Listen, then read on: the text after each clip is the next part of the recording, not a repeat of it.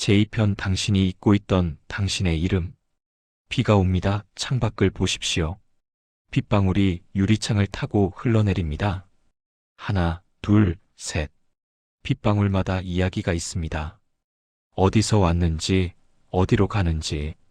하지만 우리는 알지 못합니다. 그저 흐르는 것을 볼 뿐입니다. 당신의 이름도 그렇습니다. 흘러내렸습니다. 어디론가. 박영숙, 63세 여성입니다. 누군가 박영숙 씨 하고 부르면 그녀는 고개를 돌립니다. 반사적으로.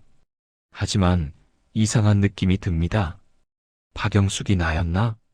이름은 같습니다. 주민등록증에 적힌 이름, 통장에 적힌 이름, 모든 서류에 적힌 이름. 하지만 그 이름이 정말 나를 가리키는가? 요즘 그녀는 다른 이름으로 더 자주 불립니다.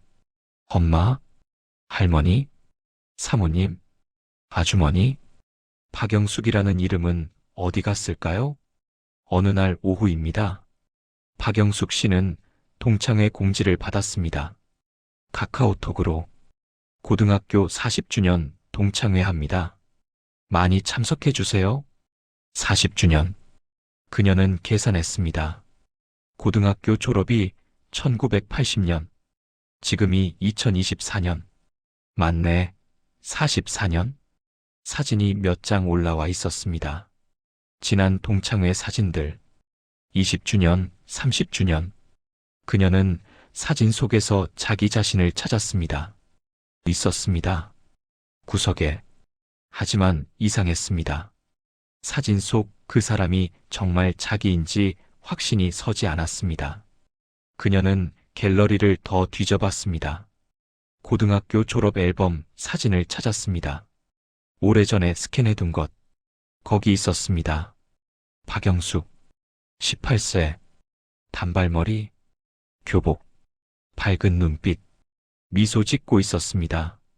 그녀는 그 사진을 한참 들여다봤습니다. 그리고 중얼거렸습니다. 이 아이는 누구지? 공자가 나타납니다. 그 아이가 당신입니다. 박영숙 씨는 놀라 고개를 듭니다. 물론 실제로는 아무도 없습니다. 하지만 그 목소리는 분명히 들렸습니다. 저요? 아니에요. 저는 저게 아니에요. 왜 아닙니까? 저건 박영숙이잖아요. 18살 박영숙. 저는 63살 박영숙이에요. 다른 사람이에요? 정말 다른 사람입니까? 네. 아니, 모르겠어요. 공자가 미소 짓습니다. 그렇다면 물어봅시다. 그 18세 박영숙은 무엇을 좋아했습니까? 박영숙 씨는 기억을 더듬습니다. 음악을 좋아했어요. 노래 부르는 걸 좋아했죠. 지금은요? 지금은 안 불러요. 언제부터 안 불렀지? 그 18세 박영숙은 무엇을 꿈꿨습니까? 선생님이 되고 싶어 했어요. 아이들을 가르치는. 되었습니까? 아니요. 결혼하고 그만뒀어요.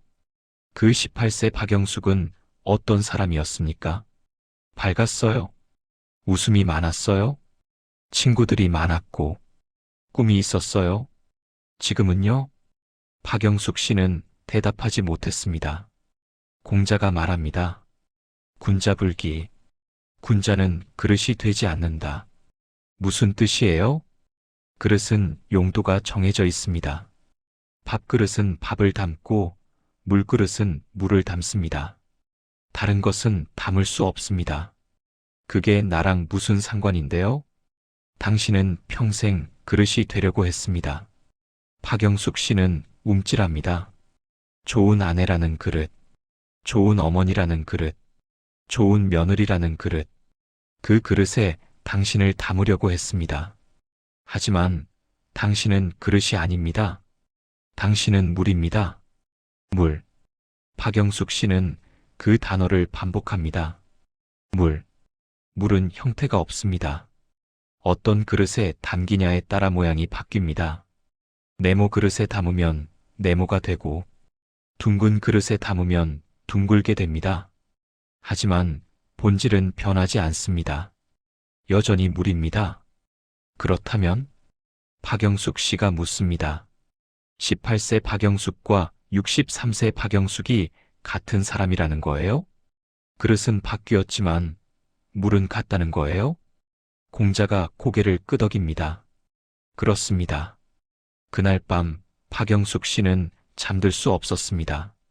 계속 생각했습니다. 나는 누구지? 진짜 나는 누구지? 역할을 하나씩 벗겨봤습니다. 엄마? 맞아요. 나는 엄마예요. 두 아들의 엄마. 하지만 아이들이 모두 독립했어요. 이제 엄마 역할은 거의 끝났어요. 아내. 맞아요. 나는 아내예요. 40년을 남편과 함께 살았어요. 하지만 남편은 자기 일이 있어요. 나를 필요로 하지 않아요. 며느리. 맞아요. 시부모님을 모셨어요. 하지만 두 분 다 돌아가셨어요. 이제 며느리 역할도 없어요. 주부. 맞아요. 집안일을 했어요. 하지만 이제 가족이 줄어들어서 일이 별로 없어요. 그렇다면 남는 건 뭐죠? 역할을 다 빼면 남는 게 있나요? 박영숙 씨는 무서워졌습니다. 혹시 아무것도 안 남으면 어떡하지? 다음 날 아침, 그녀는 결심했습니다. 18세 박영숙을 찾아보자. 먼저 오래된 일기장을 꺼냈습니다.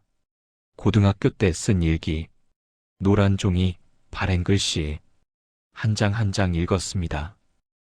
1979년 3월 15일. 오늘 음악 시간에 그리운 금강산을 불렀다. 선생님이 내 목소리가 맑다고 칭찬하셨다. 기분이 너무 좋았다. 나는 노래 부르는 게 정말 좋다. 나중에 커서 가수가 되면 어떨까? 아니면 음악 선생님? 박영숙 씨는 웃었습니다. 맞아. 나 노래 좋아했지. 계속 읽었습니다. 1979년 7월 3일. 오늘 도서관에서 젊은 베르테르의 슬픔을 읽었다. 너무 슬펐다. 그런 사랑도 있구나. 나도 언젠가 누군가를 그렇게 사랑할까? 그런데 나는 무엇보다 내 꿈을 이루고 싶다. 선생님이 되어서 아이들에게 좋은 것을 가르쳐 주고 싶다. 맞아. 나 선생님 되고 싶어 했지. 또 읽었습니다. 1980년 2월 10일. 졸업이 한 달 앞으로 다가왔다. 친구들과 이야기를 나눴다. 다들 대학에 가고 싶어 한다. 나도 가고 싶다. 교육대학. 하지만 집안 형편이. 아버지께 말씀드려 봐야겠다. 박영숙 씨는 일기장을 덮었습니다. 기억이 났습니다. 아버지는 허락하지 않으셨습니다. 여자가 무슨 대학? 시집이나 잘 가. 그래서 그녀는 대학에 가지 못했습니다. 고등학교를 졸업하고 사무직에 취직했습니다. 그리고 2년 후 소개팅으로 만난 남자와 결혼했습니다. 박영숙이라는 이름은 그때부터 사라지기 시작했습니다. 결혼 후 그녀는 새댁이 되었습니다. 시댁에서는 이름을 불러주지 않았습니다. 새댁, 이것 좀. 새댁, 저것 좀. 며느리가 이름이었습니다. 아이가 태어난 후 그녀는 엄마가 되었습니다. 엄마, 배고파. 엄마, 저것 봐. 박영숙은 사라지고 엄마가 남았습니다. 남편은 이름을 불러줬습니다. 처음에는 영수가 우리. 하지만 나중에는 그것도 없어졌습니다. 여보, 밥. 여보, 이것 좀. 여보가 이름이었습니다. 아이들이 학교에 갈 때 그녀는 엄마가 되었습니다. 안녕하세요, 민수 엄마. 반갑습니다, 지훈 엄마. 민수 엄마, 지훈 엄마. 박영숙은 어디에도 없었습니다. 그렇게 40년이 지났습니다. 박영숙이라는 이름은 서류에만 존재했습니다. 실제 삶에서는 존재하지 않았습니다. 그리고 지금 아이들은 독립했습니다. 시부모님은 돌아가셨습니다. 남편은 자기 일에 바쁩니다. 역할이 사라졌습니다. 그렇다면 이제 나는 누구죠? 박영숙 씨는 거울을 봅니다. 너는 누구니? 거울 속 여자는 대답하지 않습니다. 공자가 다시 나타납니다. 정명이 필요합니다. 정명이요? 이름을 바로잡는다는 뜻입니다. 공자는 이렇게 말했습니다. 명부정직언부순. 이름이 바르지 않으면 말이 순조롭지 않다. 무슨 뜻이에요? 이름이 잘못되면 모든 것이 잘못됩니다. 예를 들어 당신은 엄마라고 불립니다. 하지만 이제 아이들은 자랐습니다. 더 이상 엄마 역할이 필요 없습니다. 그런데도 여전히 엄마로만 존재하려고 하면 당신의 말도 행동도 삶도 순조롭지 않습니다. 그렇다면 어떻게 해야 하죠? 공자가 미소 짓습니다. 당신의 진짜 이름을 되찾아야 합니다. 진짜 이름이요? 그렇습니다. 역할이 아닌 본질의 이름. 박영숙 씨는 묻습니다. 그게 뭔데요? 공자가 대답합니다. 당신이 찾아야 합니다. 어떻게요? 18세 박영숙을 기억하십시오. 그 아이가 좋아했던 것, 그 아이가 꿈꿨던 것, 그 아이가 나다움이라고 느꼈던 것, 그것이 당신의 진짜 이름입니다. 박영숙 씨는 한 가지를 시도해 보기로 했습니다. 노래. 18세 박영숙이 좋아했던 것. 하지만 어떻게요? 이 나이에 노래를 배운다고요? 망설이다가 그녀는 동네 문화센터를 찾아갔습니다. 노래 교실이 있었습니다. 시니어 합창반. 등록했습니다. 첫 수업 날, 그녀는 긴장했습니다. 15명 정도가 모여 있었습니다. 모두 비슷한 나이대. 선생님이 말했습니다. 자기소개를 해볼까요? 이름과 좋아하는 노래를 말씀해 주세요. 한 명씩 돌아가며 소개했습니다. 안녕하세요. 김정숙입니다. 저는 트로트를 좋아합니다. 반갑습니다. 이순자입니다. 찬송가를 좋아해요. 박영숙 씨의 차례가 왔습니다. 그녀는 떨리는 목소리로 말했습니다. 안녕하세요. 그녀는 잠시 멈췄습니다. 뭐라고 소개해야 하지? 민수 엄마? 아니지. 김 과장 아내? 그것도 아니지. 그녀는 깊게 숨을 쉬었습니다. 그리고 말했습니다. 저는 박영숙입니다. 이상했습니다. 그 이름을 말하는 순간 뭔가가 뚫리는 느낌이었습니다. 저는 박영숙입니다. 그리고 저는 노래를 좋아합니다. 40년 만에 그녀는 자기 이름으로 자기 자신을 소개했습니다. 수업이 시작되었습니다. 선생님이 발성 연습을 시켰습니다. 아, 에, 이, 오. 박영숙 씨는 따라했습니다. 목소리가 떨렸습니다. 오랫동안 노래하지 않아서 목이 굳어 있었습니다. 하지만 계속하다 보니 조금씩 소리가 나왔습니다. 선생님이 말했습니다. 좋아요. 이제 그리운 금강산을 함께 불러볼까요? 그리운 금강산. 박영숙 씨는 깜짝 놀랐습니다. 바로 그 노래. 18세 때 불렀던 노래. 피아노 반주가 시작되었습니다. 모두가 함께 불렀습니다.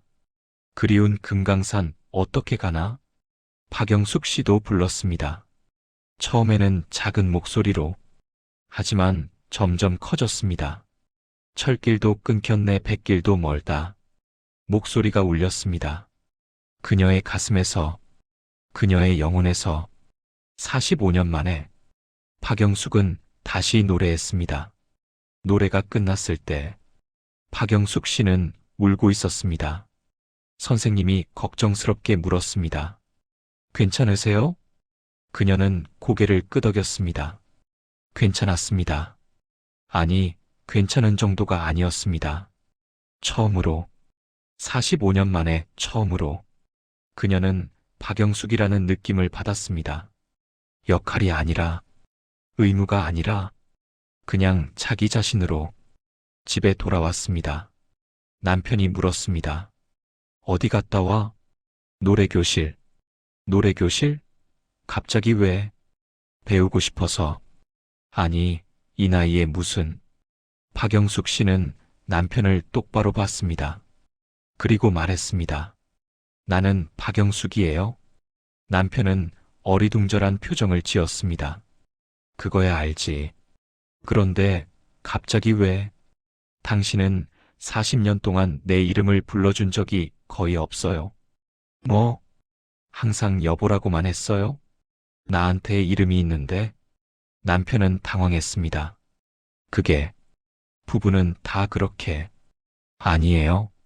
나는 당신 아내이기도 하지만 박영숙이에요. 나만의 이름이 있어요. 그날 이후 남편은 조금씩 바뀌기 시작했습니다. 영수가 밥 먹자. 영수가 이거 어디 있어? 이름을 불러주기 시작했습니다. 3개월이 지났습니다. 박영숙 씨는 변했습니다. 외모가 변한 건 아닙니다. 하지만 뭔가 달랐습니다. 매주 2번 노래 교실에 갔습니다. 그리고 거기서 그녀는 박영숙이었습니다. 누구의 엄마도 아니고, 누구의 아내도 아니고, 그냥 박영숙. 노래를 좋아하는 박영숙. 합창단 사람들도 그녀를 박영숙 씨라고 불렀습니다.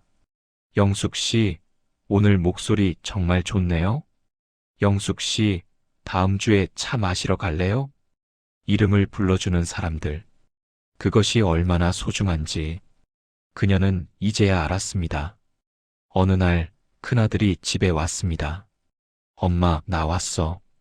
박영숙 씨는 말했습니다. 민수야, 엄마 말고 이름으로 불러줄 수 있어? 네? 무슨 소리야? 나는 내 엄마이기도 하지만 박영숙이기도 해. 가끔은 이름으로 불러줬으면 좋겠어. 아들은 어색해했습니다. 그게 이상한데? 처음에는 그럴 거야. 하지만 해봐. 엄마도 이름이 있어. 아들은 머뭇거리다가 말했습니다. 영숙 씨. 박영숙 씨는 웃었습니다. 씨는 빼. 그냥 영수가 라고 해. 그건 더 이상한데. 괜찮아. 천천히. 공자가 나타나 말합니다. 보십시오. 정명이 이루어지고 있습니다. 이름이 바로잡히니까 말이 순조로워집니다. 관계가 자연스러워집니다. 삶이 편안해집니다. 왜냐하면 이제 당신은 역할 뒤에 숨지 않고 진짜 자신으로 존재하기 때문입니다. 6개월이 지났습니다. 합창단에서 작은 공연이 있었습니다. 동네 경로당에서 박영숙 씨는 무대에 섰습니다. 처음으로, 63세의 처음으로 무대 위에 섰습니다. 조명이 켜졌습니다. 피아노 반주가 시작되었습니다. 그녀는 노래했습니다. 아침 이슬, 긴밤 지새우고 풀잎마다 맺힌 목소리가 울렸습니다. 맑지 않았습니다. 전문가처럼 완벽하지도 않았습니다. 하지만 진실했습니다. 태양은 묘지 위에 붉게 떠오르고 박영숙 씨는 그 순간을 기억할 것입니다. 평생. 왜냐하면 그 순간 그녀는 완전히 자기 자신이었으니까요. 박영숙이 역할이 아닌 박영숙이 그 자체로 존재했으니까요. 노래가 끝났습니다. 박수 소리. 그녀는 인사했습니다. 무대에서 내려왔습니다. 사람들이 다가왔습니다. 정말 좋았어요, 영숙 씨. 목소리가 아름다워요. 또 듣고 싶어요. 박영숙 씨는 미소 지었습니다. 그리고 말했습니다. 감사합니다. 저는 박영숙입니다. 그날 밤, 박영숙 씨는 일기를 썼습니다. 2024년 11월 15일. 오늘 나는 무대에 섰다. 63세에 처음으로 무대에 섰다. 늦었다고 생각할 수도 있다. 하지만 아니다. 이제야 할 수 있었다. 이제야 용기가 생겼다. 이제야 나를 찾았으니까. 나는 박영숙이다. 누구의 엄마이기도 하고, 누구의 아내이기도 하고 누구의 며느리였기도 했다. 하지만 그 무엇보다 나는 박영숙이다. 노래를 좋아하는 박영숙, 꿈이 있는 박영숙, 아직 배우고 싶은 것이 많은 박영숙. 45년 만에 나는 내 이름을 되찾았다. 공자가 마지막으로 말합니다. 군자무본 볼리비도생. 군자는 근본에 힘쓴다. 근본이 확립되면 도가 생긴다. 당신의 근본은 무엇입니까? 역할입니까? 아닙니다. 당신의 근본은 당신 자신입니다. 당신의 이름입니다. 당신의 본질입니다. 그것이 확립될 때 비로소 당신의 길이 생깁니다. 이제 당신 차례입니다. 당신의 이름은 무엇입니까? 아니, 그 질문이 아닙니다. 당신은 스스로를 뭐라고 부릅니까? 나는 누구의 남편? 나는 누구의 아내? 나는 누구의 부모? 나는 전직 뭐뭐? 이것이 전부입니까? 아닙니다. 당신에게는 이름이 있습니다. 태어날 때 받은 이름, 그 이름 뒤에 숨겨진 당신. 혹시 그 이름을 잊고 있지는 않습니까? 그렇다면 오늘부터 시작하십시오. 첫째, 자기 이름을 소리내어 불러보십시오. 거울 앞에 서십시오. 그리고 말하십시오. 안녕. 오늘도 좋은 하루야. 처음에는 이상할 것입니다. 하지만 계속하십시오. 당신의 이름은 당신의 것입니다. 둘째, 역할이 아닌 자신으로 소개하는 연습을 하십시오. 저는 누구의 부모입니다 대신 저는입니다. 그리고 저는 이런 것을 좋아합니다. 셋째, 당신이 좋아했던 것을 기억하십시오. 어렸을 때, 젊었을 때, 역할에 묻히기 전에 당신은 무엇을 좋아했습니까? 그것을 다시 시작하십시오. 늦지 않았습니다. 넷째, 당신의 이름으로 불러줄 사람을 찾으십시오. 가족이 역할로만 부른다면 밖에서 찾으십시오. 취미 모임, 강좌, 동호회. 거기서 당신은 역할이 아닌 이름으로 존재할 수 있습니다. 다섯째, 가족에게 요청하십시오. 가끔은 이름으로 불러줄 수 있을까? 어색할 수 있습니다. 하지만 중요합니다. 이름은 존재의 증명이니까요. 여섯째, 당신만의 공간을 만드십시오. 물리적 공간이든 시간적 공간이든 그곳에서 당신은 오직 당신이 됩니다. 역할 없이. 공자의 마무리 메시지. 그대에게는 이름이 있소. 그 이름은 그대가 태어날 때 받은 선물이요.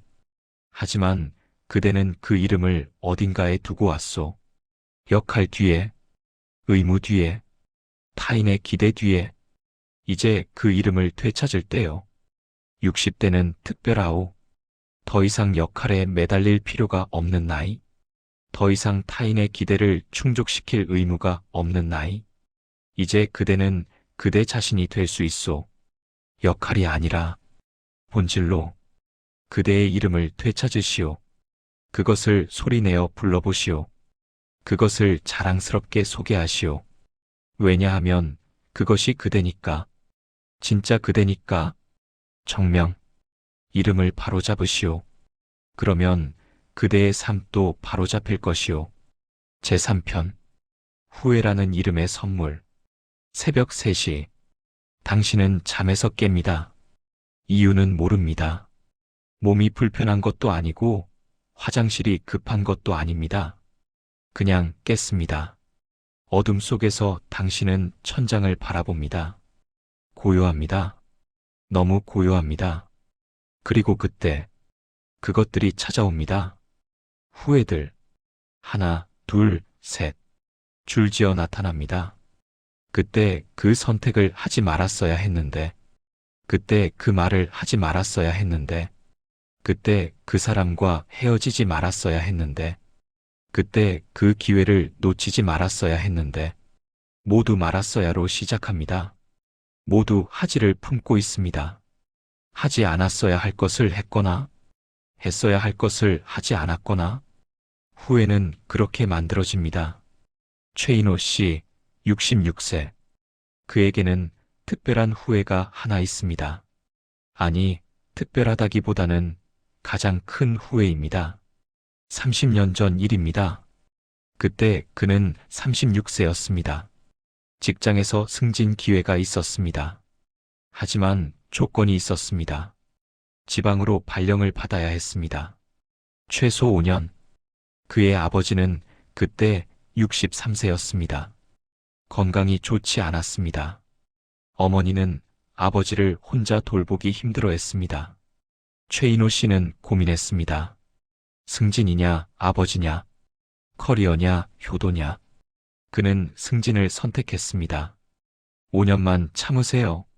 제가 돌아오면 더 잘 모실게요.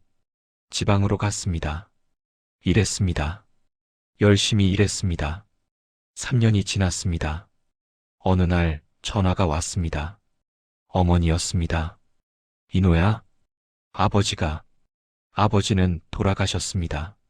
최인호 씨가 옆에 없을 때 장례식에서 그는 아버지의 얼굴을 봤습니다. 평온했습니다. 하지만 최인호 씨는 평온하지 않았습니다. 왜 그때 남았지 않았을까? 왜 승진이 더 중요하다고 생각했을까? 5년이 뭐가 중요해? 아버지는 다시 못 만나는데 그 후에는 30년이 지난 지금까지 그를 따라다닙니다. 특히 새벽, 잠에서 깰 때 그 후회가 찾아옵니다. 아버지, 죄송합니다. 그때 제가 옆에 있었어야 했는데 제가 잘못했습니다. 30년 동안 그는 이렇게 사과했습니다. 대답 없는 사과를. 공자가 나타납니다. 최인호 씨는 놀라지 않습니다. 이미 이 시간, 이 어둠 속에서는 무엇이든 나타날 수 있다는 것을 압니다. 30년이나 사과하고 있군요. 공자가 말합니다. 네, 그래야죠. 제가 잘못했으니까요. 최인호 씨가 대답합니다. 정말 잘못한 것입니까? 네. 아버지를 버렸어요. 버렸습니까? 그렇게나 다름없죠. 제가 옆에 있었어야 했는데. 공자가 고개를 저었습니다. 그렇다면 물어봅시다. 당신이 옆에 있었다면 아버지는 돌아가시지 않았을까요? 최인호 씨는 침묵했습니다. 아버지의 병은 치료할 수 없는 것이었습니까? 아니, 그냥 노안이었어요. 그렇다면 당신이 있었어도 언젠가는 돌아가셨을 것입니다. 하지만 마지막을 함께 했어야죠. 공자가 물었습니다. 마지막이 전부입니까? 36년은 어디 갔습니까? 최인호 씨는 당황했습니다. 36년이요? 당신은 아버지와 36년을 함께 살았습니다. 그 시간은 없었던 것입니까? 아니, 그렇지만 마지막 순간 옆에 있지 못한 것, 그것이 36년을 지우는 것은 아닙니다. 당신은 36년 동안 아들이었습니다. 좋은 아들이었습니다. 어떻게 아세요? 당신이 후회하고 있으니까요. 최인호 씨는 이해할 수 없었습니다. 후회하니까 좋은 아들이었다고요? 공자가 미소 지었습니다. 나쁜 아들은 후회하지 않습니다. 공자는 이렇게 말했습니다. 과이불개 시위과에 잘못을 저지르고도 고치지 않는 것, 이것이야말로 진짜 잘못이다. 하지만 당신은 어떻습니까? 당신은 30년 동안 자책했습니다. 당신은 30년 동안 어머니를 더 잘 모셨습니다. 당신은 30년 동안 가족을 더 소중히 여겼습니다. 그것이 후회의 선물입니다. 선물이요? 최인호 씨는 이해할 수 없었습니다. 후회가 어떻게 선물이에요? 이건 저주예요? 공자가 고개를 저었습니다. 아닙니다. 후회는 가장 큰 선물입니다. 왜냐하면 후회는 당신이 성장했다는 증거니까요. 36세의 당신과 66세의 당신, 같은 사람입니까? 글쎄요. 다르죠. 무엇이 다릅니까? 모든 게 다르죠. 생각도 가치관도. 그렇습니다. 66세의 당신은 36세보다 훨씬 현명합니다. 더 많이 경험했고, 더 깊이 이해합니다. 그래서 당신은 후회합니다. 36세 때는 몰랐던 것을 이제는 아니까요? 그것이 성장입니다. 그리고 후회는 그 성장의 증거입니다. 최인호 씨는 한참 생각했습니다. 그렇다면 후회하지 않으면 안 된다는 거예요? 아닙니다. 공자가 말했습니다. 후회는 해야 합니다. 하지만 거기서 멈춰서는 안 됩니다. 무슨 뜻이에요? 후회에는 두 종류가 있습니다. 하나는 파괴적 후회, 다른 하나는 건설적 후회. 파괴적 후회는 당신을 과거에 묶어둡니다. 그때로 돌아가면 이라고 반복합니다. 하지만 돌아갈 수 없습니다. 그래서 당신은 계속 고통받습니다. 건설적 후회는 다릅니다. 그때 그랬구나. 그렇다면 이제는 이라고 말합니다. 과거를 인정하고 미래를 바꿉니다. 당신은 어느 쪽입니까? 최인호 씨는 솔직히 대답했습니다. 파괴적 후회 같아요. 저는 계속 과거에 갇혀 있었어요. 그렇다면 이제 바꿀 때입니다. 어떻게요? 공자가 말했습니다. 먼저 후회를 정면으로 봅시다. 그리고 물어봅시다. 이 후회가 내게 무엇을 가르쳐 주는가? 최인호 씨는 후회를 바라봤습니다. 30년 동안 피해왔던 그것을 이제는 정면으로 이 후회가 내게 뭘 가르쳐 준다고 천천히 생각했습니다. 가족이 중요하다는 것, 시간은 되돌릴 수 없다는 것, 지금 이 순간이 소중하다는 것. 그래서 나는 최인호 씨는 깨달았습니다. 그래서 나는 어머니를 더 잘 모셨어요? 아버지 때 못한 것을 어머니에게 했어요? 매주 찾아뵙고 함께 시간을 보냈고 마지막까지 옆에 있었어요. 그리고 내 아이들한테도 나는 아버지보다 나은 아버지가 되려고 노력했어요. 항상 곁에 있으려고 했어요. 그게 후회가 가르쳐 준 거네요. 공자가 고개를 끄덕였습니다. 보십시오. 후회는 당신을 더 나은 사람으로 만들었습니다. 하지만 그렇다고 해서 후회가 사라지지는 않아요. 최인호 씨가 말했습니다. 사라질 필요가 없습니다. 공자가 대답했습니다. 네? 후회는 흉터와 같습니다. 상처는 아물었지만 흉터는 남습니다. 그 흉터가 나쁜 것입니까? 아닙니다. 그 흉터는 당신이 살아있다는 증거입니다. 당신이 아팠고 치유되었다는 증거입니다.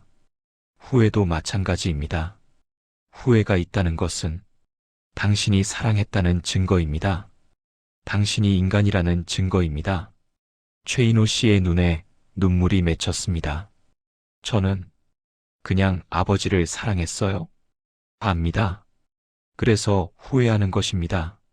만약 아버지를 사랑하지 않았다면 후회도 없었을 것입니다. 후회는 사랑의 또 다른 이름입니다.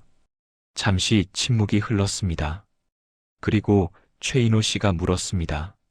그렇다면 저는 이제 어떻게 해야 하나요? 공자가 대답했습니다. 아버지에게 말하십시오. 하지만 아버지는 돌아가셨죠. 압니다. 하지만 여전히 말할 수 있습니다. 어떻게요? 마음으로. 그날 아침, 최인호 씨는 아버지 산소를 찾아갔습니다. 30년 만에 처음으로 사죄가 아니라 대화를 하러 산소 앞에 앉았습니다.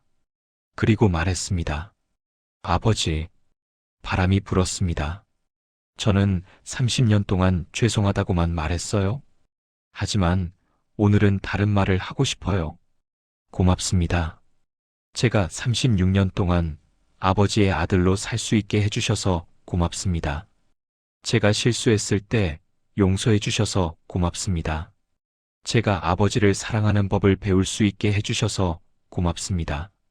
그리고 후회를 주셔서 고맙습니다.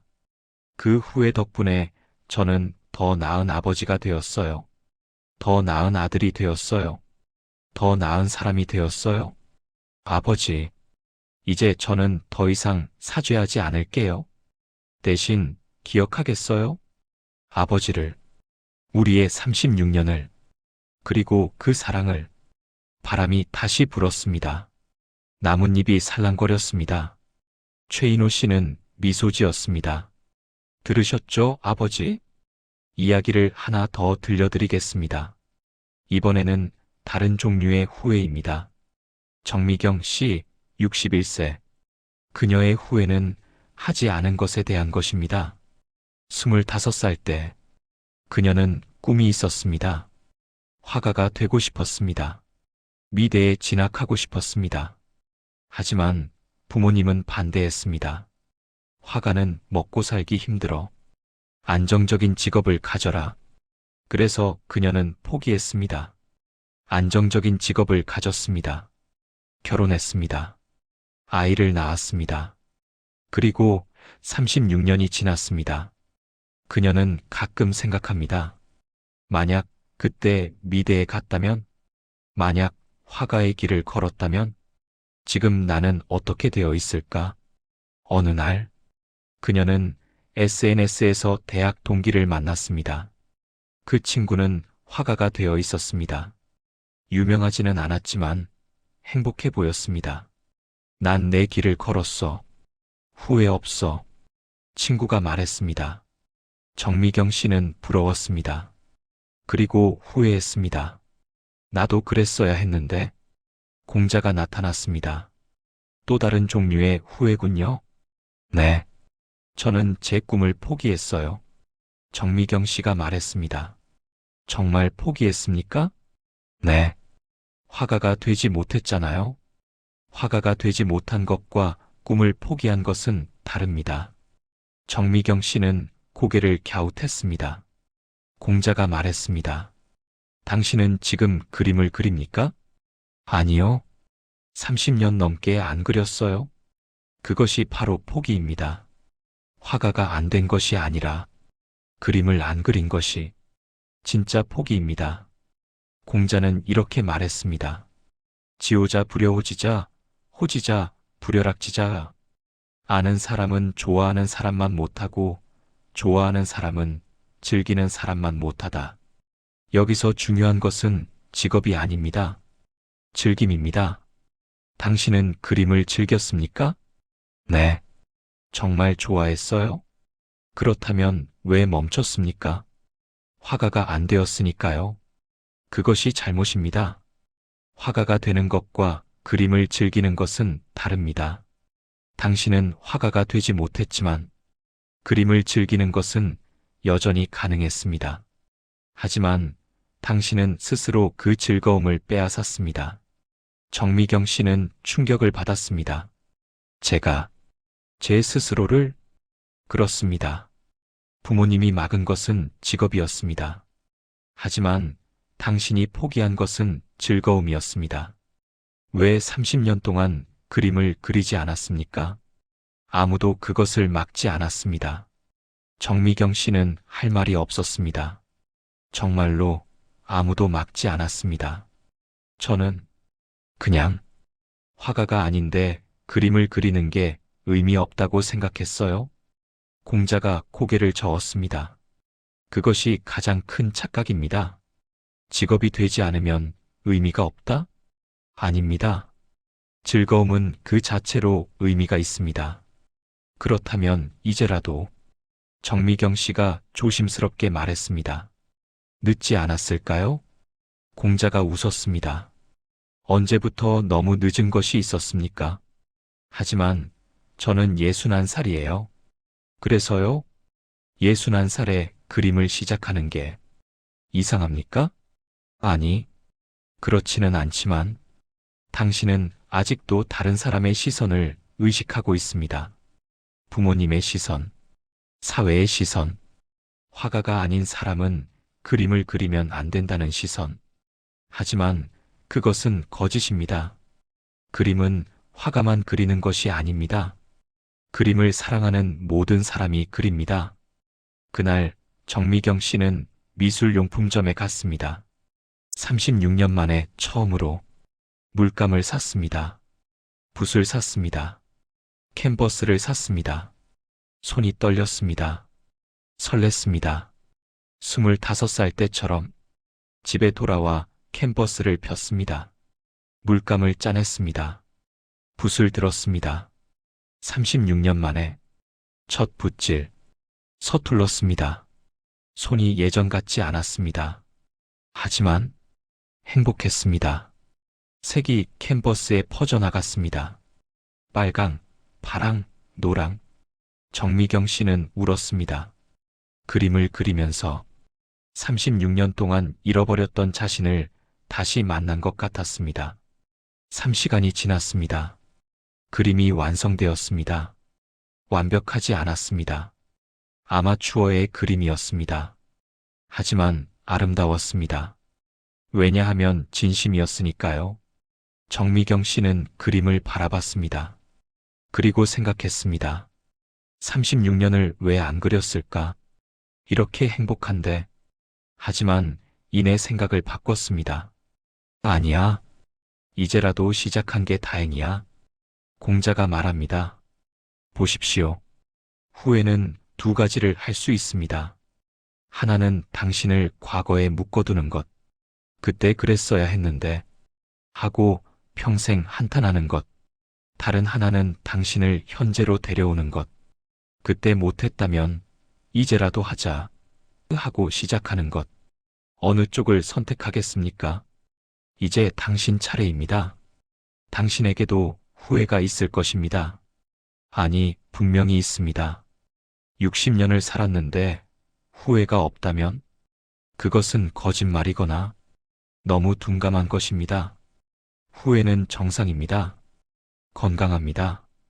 인간적입니다. 문제는 후회 자체가 아니라 후회를 어떻게 다루느냐입니다. 그렇다면 구체적으로 어떻게 해야 할까요? 첫째, 후회를 목록으로 만드십시오. 피하지 마십시오. 종이에 적으십시오. 나는 이것을 후회한다. 모두 적으십시오. 크든 작든. 둘째, 각 후회에게 물으십시오. 너는 나에게 무엇을 가르쳐 주었니? 모든 후회에는 교훈이 있습니다. 찾으십시오. 셋째, 구분하십시오. 바꿀 수 없는 과거와 바꿀 수 있는 현재를. 과거는 바꿀 수 없습니다. 하지만 현재는 바꿀 수 있습니다. 넷째, 용서하십시오. 과거의 자신을. 그때의 나는 최선을 다했어. 그때 아는 것으로, 가진 것으로, 그것으로 충분합니다. 다섯째, 행동하십시오. 후회를 반성으로만 끝내지 마십시오. 변화로 이어가십시오. 그때 못한 것을 이제 하자. 그때 잘못한 것을 이제 바로잡자. 여섯째, 대화하십시오. 후회와 관련된 사람이 있다면, 아직 살아있다면, 지금 말하십시오. 미안해. 사랑해. 고마워. 늦지 않았습니다. 공자의 마무리 메시지. 그대에게는 후회가 있소. 많은 후회가 있을 것이오. 하지만 후회하지 마시오. 라고 말하지 않겠소. 왜냐하면 그것은 거짓말이니까. 후회는 해야 하오. 후회는 당신이 성장했다는 증거니까. 후회는 당신이 사랑했다는 증거니까. 하지만 후회에 갇히지는 마시오. 과이불개 시위과에. 진짜 잘못은 잘못 자체가 아니오. 잘못을 알고도 바꾸지 않는 것이오. 그대는 이제 알았소. 그렇다면 이제 바꾸시오. 과거는 바꿀 수 없지만 현재는 바꿀 수 있소. 미래도 바꿀 수 있소. 후회를 교훈으로, 후회를 성장으로, 후회를 선물로 그렇게 바꿀 수 있소. 그것이 지혜로운 삶이요.